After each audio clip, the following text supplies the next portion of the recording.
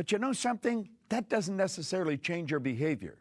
You see, your thoughts are in the top half. That's what we refer to as the conscious mind. The subconscious is what's controlling the behavior of your body. It controls every action you're involved in. Now, your actions control your results. In Napoleon Hill's book, he said an educated person is not necessarily a person with an abundance of general or specialized knowledge. He said an educated person is a person who has so developed the faculties of their mind that they can acquire anything they want or its equivalent without violating the rights of others. Do you know, I was doing a seminar for 2,000 school teachers a number of years ago. I couldn't find one teacher that could tell us what the faculties of our mind were. Now, if they didn't know what they were, they're sure not going to be able to teach us how to develop them. Do you know that we have mental faculties inside, and that's where all our power lies? And what we want to learn to do is develop those faculties. Now, let's come back to this little drawing.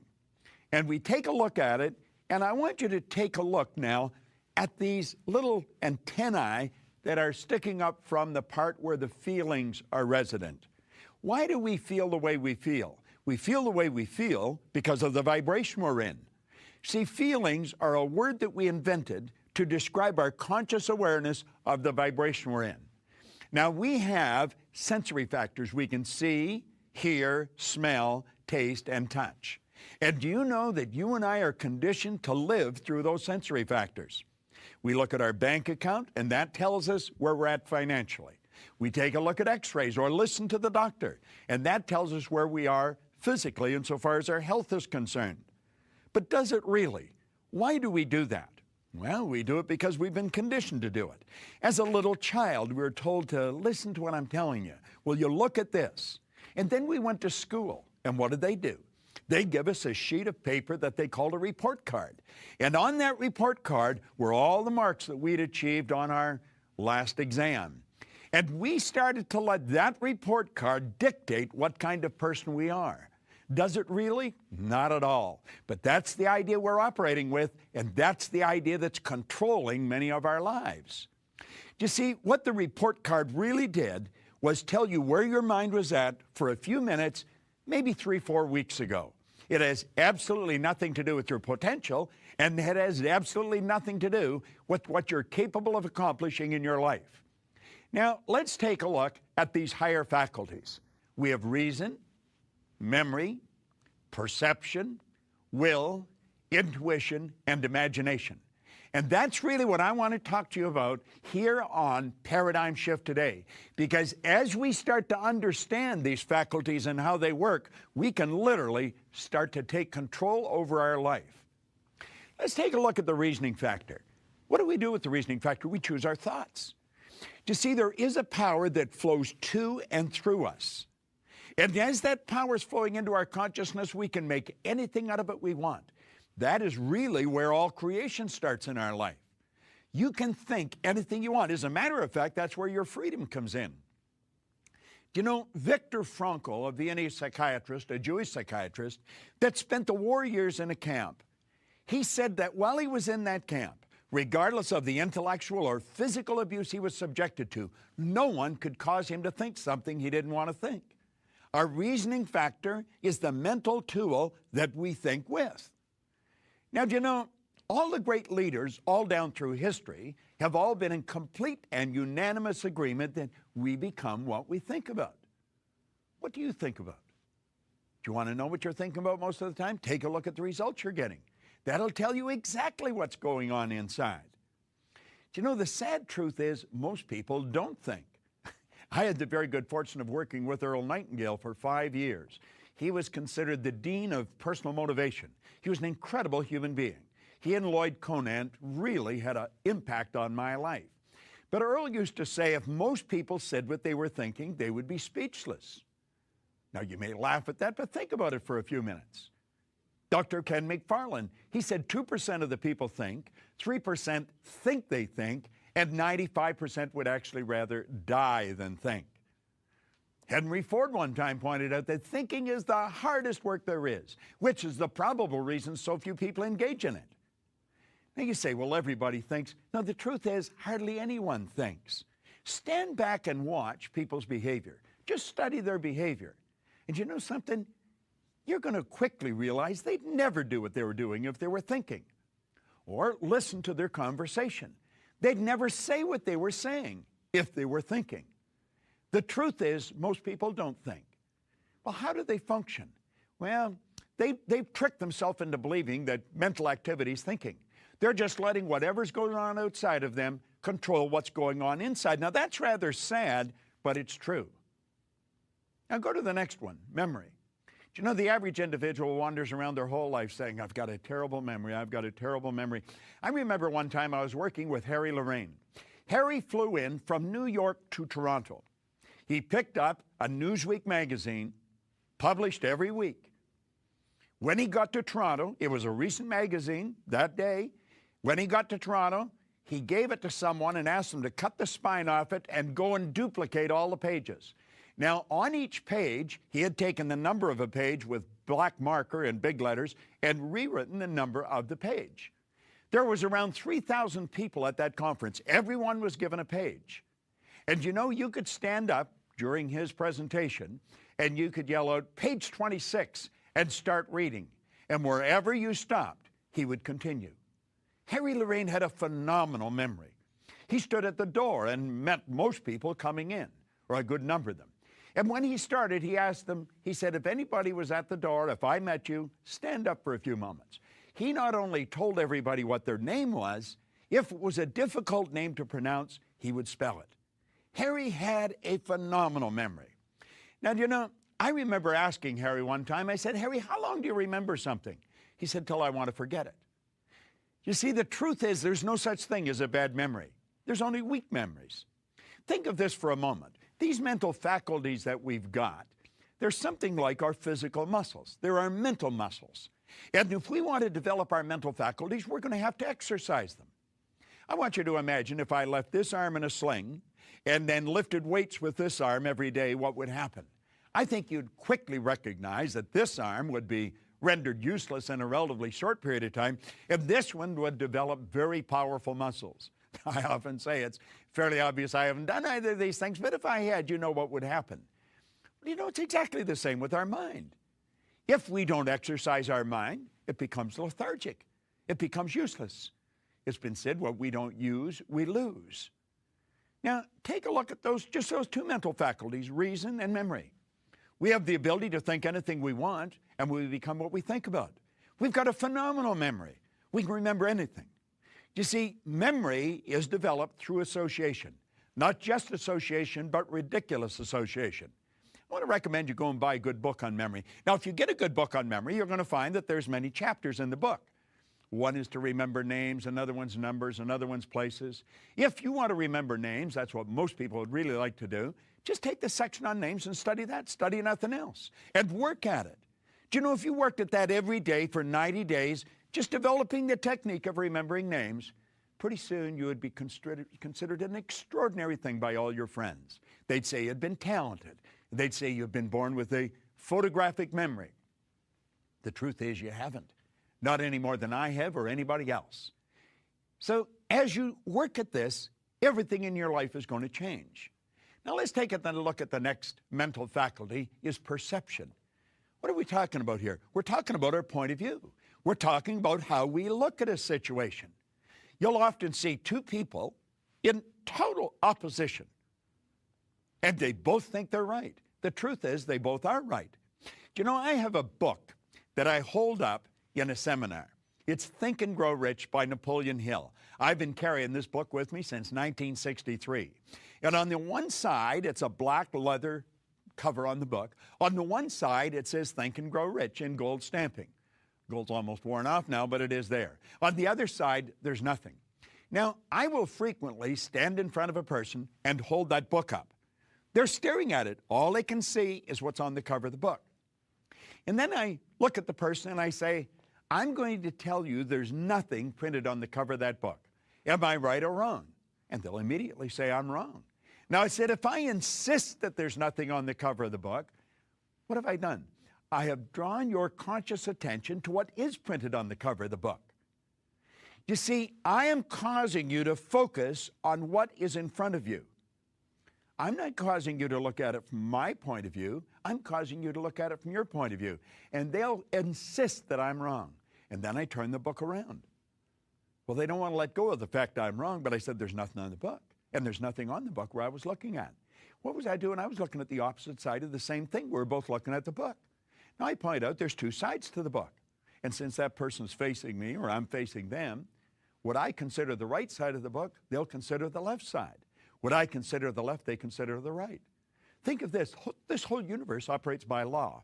Dr. Wernher von Braun said that the natural laws of this universe are so precise that we don't have any difficulty building spaceships. We can send people to the moon, and we can time the landing with the precision of a fraction of a second.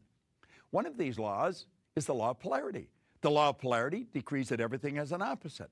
It's the flip side to the coin, the right side to the book, the left side, the front, the back. Well, you might consider this the next time you disagree with someone. And you might be saying they're wrong. They're right from their point of view.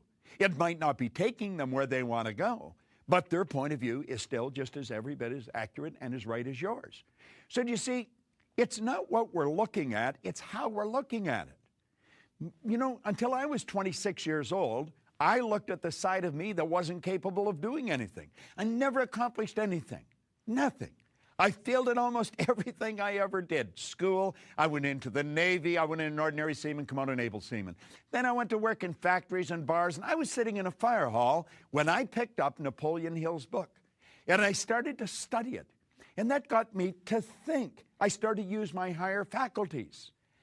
And I stopped, and I used to think, wonder what I am capable of doing. Do you see, what I was doing, I was looking at the downside of my life. I wasn't looking at the upside. I was looking at the things I had done wrong. I wasn't looking at my potential.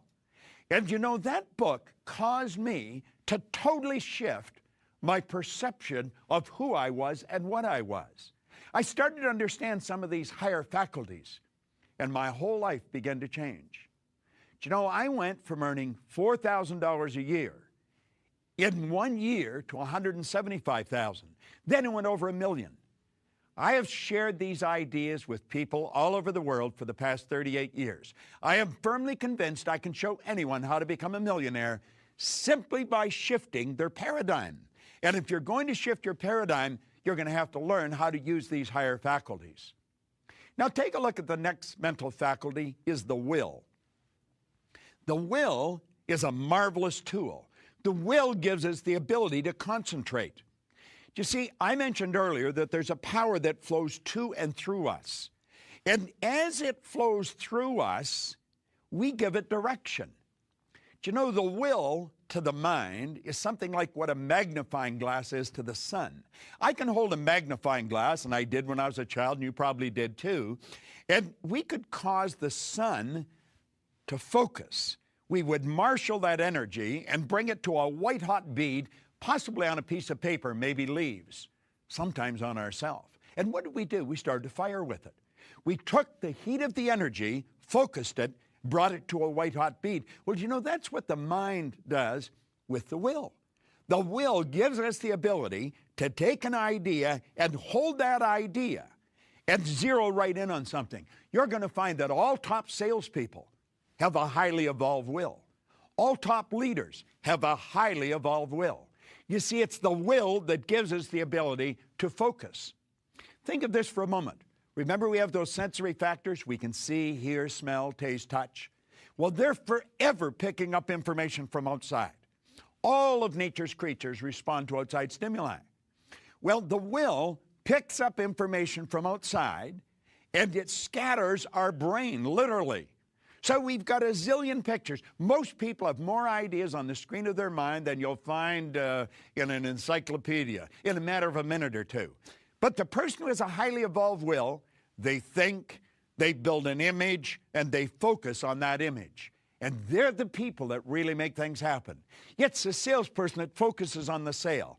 Yet it's the leader that focuses on the objective. You know, I've got a couple of statues of Napoleon in my home. And I've got him there for a couple of reasons. I don't think he was a particularly nice guy, but he was a very powerful leader.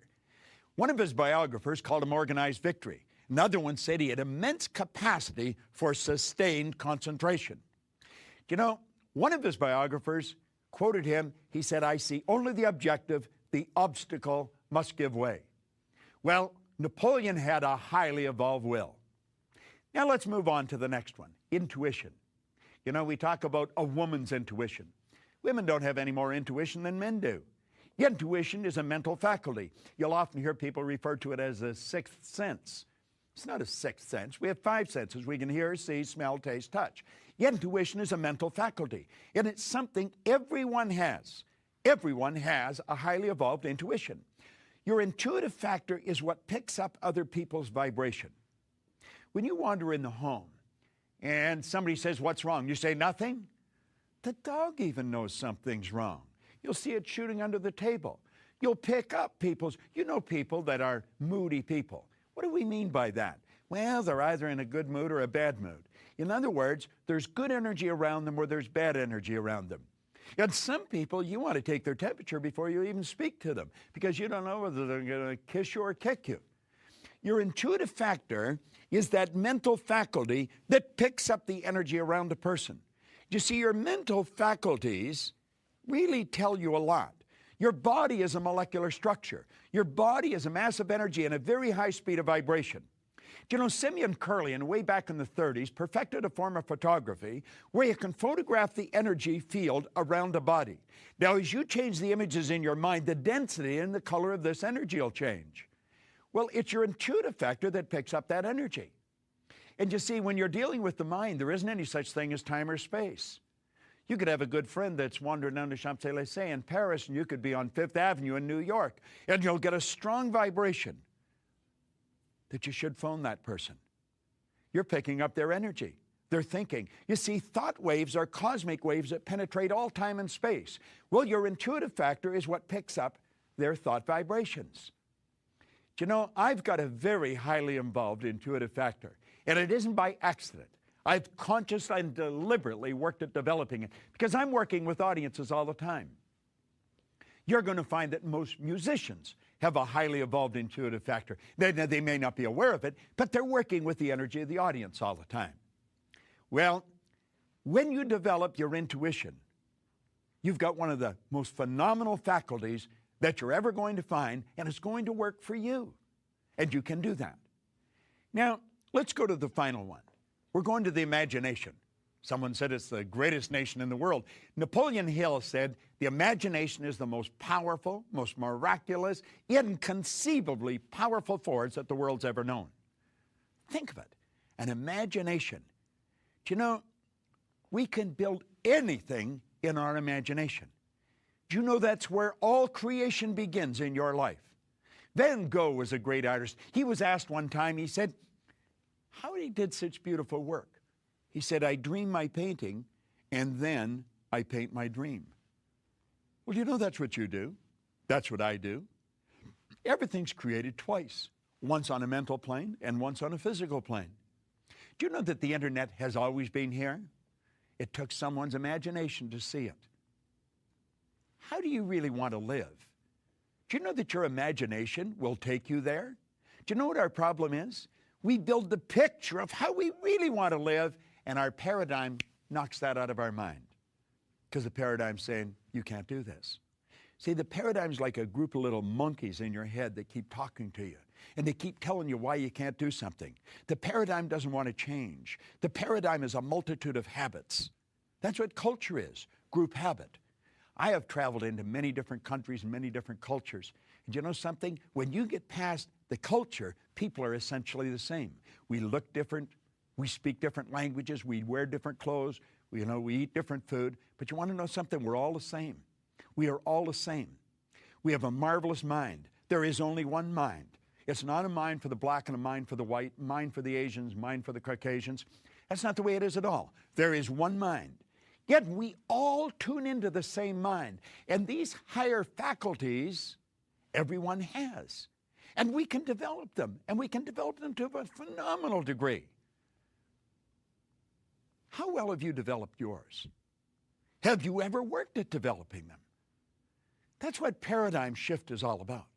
You see, we want you to take a serious and a conscious look at your life and ask yourself, how do you really want to live? That's what this series is all about. You're capable of doing anything you want. I want to suggest you start thinking of your income. You know, that's an area that most people want to improve.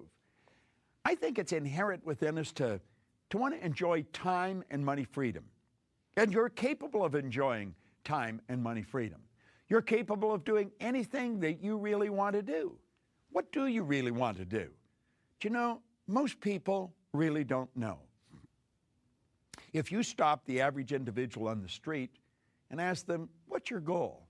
Where are you going? What do you want to accomplish with your life? Most people don't know. It's rather sad. I'm going to share some statistics with you that are rather shocking. Do you know that 1% of our population earns 96% of all the money that's being earned? Think about that for a moment. That's almost ludicrous. As a matter of fact, if you're not familiar with it, you'll probably think I'm exaggerating, but I'm really not. 1% of our population earns 96% of all the money. How did I go from 4,000 a year to over 1 million? It was no accident. I decided that I was going to figure out what exactly did happen.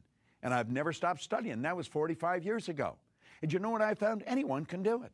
Do you know most of the information that you're operating with that's been programmed into your paradigm is false? Oh, yeah. You see, I grew up with the idea if you're going to earn a lot of money, you've got to be really smart. Well, I knew that wasn't true because I wasn't very smart and I was earning over $1 million a year. Think about it for a moment. I grew up with the idea if you're going to really win, you're going to have to go through school. I'd gone to high school for 2 months, and yet I teach mental health to psychiatrists today. How do these things happen? Well, they happen because the person decides they're going to happen. You see, you and I have the ability to make a decision of what we're going to do with our life. Or we can let the paradigm control us and just sort of march along in lockstep type fashion. That's what most people do. You know, most people live the same. They live the way the guy next door lives. Who's following the guy next door? Who's following the guy next door?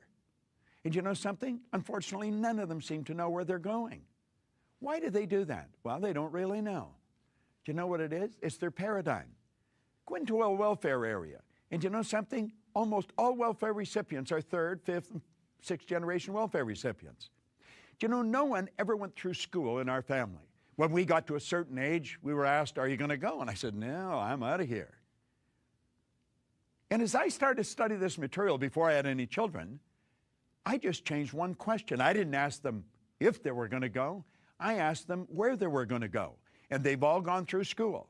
Now, do you know you have the ability, through a decision, of changing your life? I'm going to ask you to stop and ask yourself, what are you going to do with your life? Do you know? Have you got it written out in a clear, concise statement? Do you know what your purpose is? Do you have a vision? Do you know what your goal is? Now, in this series, we cover all these different points. You're not going to learn how to make a paradigm shift here in 30 minutes. But if you keep studying this information, it will become as clear to you as it is to me. You see, I often say I've got license to brag about all the information I've got because none of it's mine. I have just been absolutely fascinated with why you and I do what we do, why we don't do many of the things we want to do. I decided a long time ago that I was going to be in control of my life. No one else was. And then I took a look at a globe one day, and I thought, you know, this world isn't that big. As a matter of fact, the world's shrinking. And I decided I want my company to span the world. And today I have offices all around the world. I'm doing exactly what I decided to do. And you know something? When I decided, I had absolutely no idea of how I was going to do it. That's part of our paradigm. The paradigm we get hung up on how. Do you remember when you were just a little child? That's really when the conditioning was really moving into high gear. And you come and said, Mommy and Daddy, I want to do so-and-so. And they say, how are you going to do that? And because you didn't know how, they discouraged you. Where are you going to get the money? And because you didn't know where it was going to come, they discouraged you. I heard a beautiful answer one time when a person was asked where all the money was going to come from. He said, wherever it is right now. You see, you can attract it to you. You can attract it to you in enormous quantities. Now, this is about all we have time for today, but remember, there's no shortcuts in life. There really isn't. However, I have found that you can make quantum leaps through the transference of information and experience. And you know, that's what this channel is all about. That's what these programs are all about. And that's specifically what the paradigm shift is all about. So I'm going to ask you to join me again in the next show, and I'm going to dig into this a little deeper. Wherever you see me, I guarantee I'm talking about one of two things. I'm talking about money or paradigm shifts. This is Bob Proctor, and I want to thank you.